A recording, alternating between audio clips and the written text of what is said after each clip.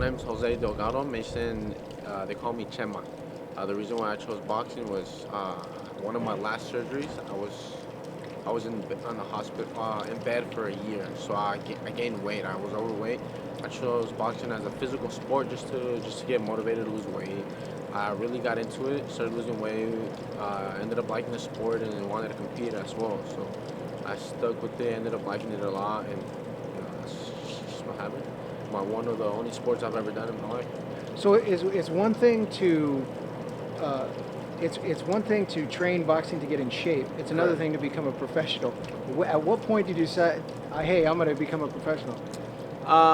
There was, I turned 18. There was a, I s- there was, when I first talked to Robert, I told Robert, I don't want to become a world champ or anything. I just want to become a pro. Have the opportunity to go in the pros, to show that I could at least hang in the pros as with my condition as well. A couple fights in to see where it goes. From there. My goal was just to show people that no matter what their physicals or anything they have, and then that they could accomplish anything as well. And that, what came out about? How did that come about though? Like specifically, what was a point that you said, hey, I think I can become a professional boxer? Was it just because of your love of it, or Just the motivation I have for the sport. I mean, I I'm not a technical boxer. I brawl it out. I love the sport. I mean, in the ring, I'm motivated to fight in there. To brawl it out. So I think that's one of the reasons why I wanted to try out as a pro fighter. Just to see if I could hang in there with other tough fighters as well. With my conditioning. But as well. I mean, boxing is a hard sport, especially for me because I'm not one of the a lot of boxing requires a lot of conditioning. I can't run a lot, but I do swimming. I swim. Um, I swim. I do a lot of bike riding, in the mountains as well. So that helps me out a lot. But it's just a motivation for me. That's how I am. It motivates me to push myself and see how far I can make it. now tell me? Robert was telling me the story, but I want you to be able to tell me the Okay. story. So tell me the story. What happened when you're a baby, and the process that you went through just to be able to walk. Yeah. As a 6 months as I was born, 6 months of age, I was in a car accident with my family. We flipped over there in Gorman by Bakersfield. The car flipped over into a canal. The door cut my leg completely off. I was just hanging from a nerve.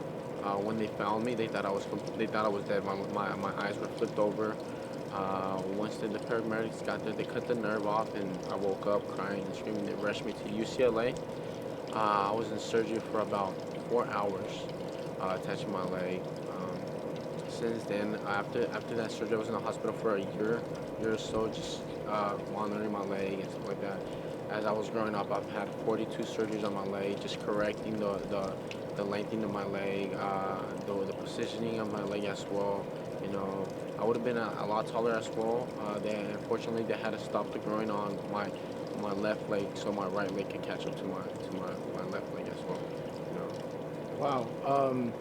At 42 surgeries, what is that? What is that like? What does that do to you mentally? Mentally, it honestly motivates me. At first, I did get picked on a lot in school as growing up. Elementary school, a little bit in junior high. After that, I started boxing in junior high. I started losing weight. That helped me a lot as well. Get into a lot of fights. I stopped getting in a lot of fights in school, so that's what helped me a lot. I mean, mentally, I used to be scared to wear shorts because a lot of people would stare at my leg, look at what was wrong with it. But now, I don't. It doesn't bother me. I wear shorts, walk around like a normal any other kid. I've learned to love my leg as well. It is. Um, so when you let me think about this.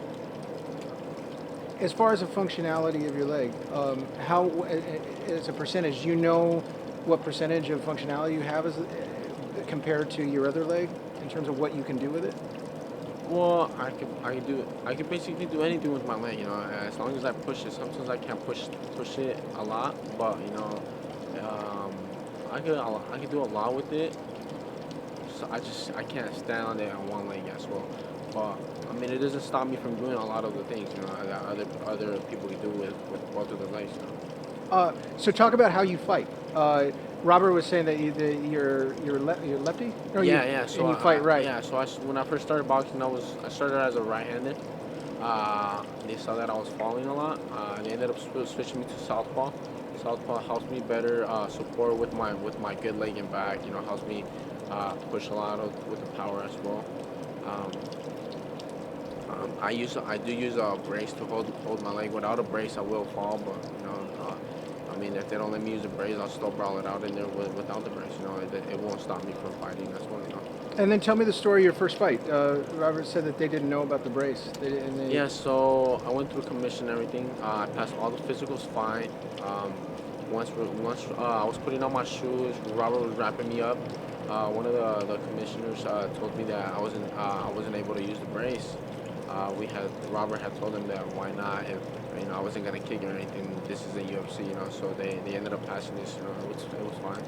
I mean, it's not like I'm a kick, right? So that's why I use it. But my doctor from UCLA was there too. So if they had any problems as well, he also told me that they could talk to him about it as well. I was gonna say, with 42 surgeries, you must have a good relationship. Oh with your yeah, doctor. I have a great relationship with my doctor. You know, we talk here and there. He invites me to have lunch with him here and there as well. So, you know, we have a great relationship with him. Did he have to clear you medically to fight, like give you permission, or was it something where it's like, yeah, go do it? Well, he's never been. I've asked him about it. Like, what do you think about me boxing? Like, do you feel strong? He's like, if you feel strong, then go for it. I'm not gonna stop you. You know. He's basically known me all my life. He saw me grow up as well. So, you know, he's been my doctor since the beginning of my accident until the end. So he's literally watched you grow up. Correct. Yeah. So he knows. He has all my story, all my history with him. Yeah. He also did an article about me in a different country as well.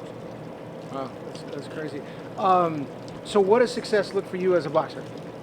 As a box, like I said, I'm not here to become a world champ or anything. I'm just here to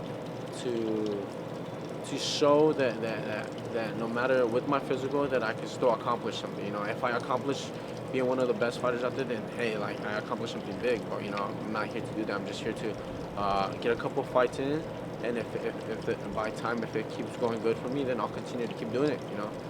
But right now I'm just going day by day. You know, fight by fight.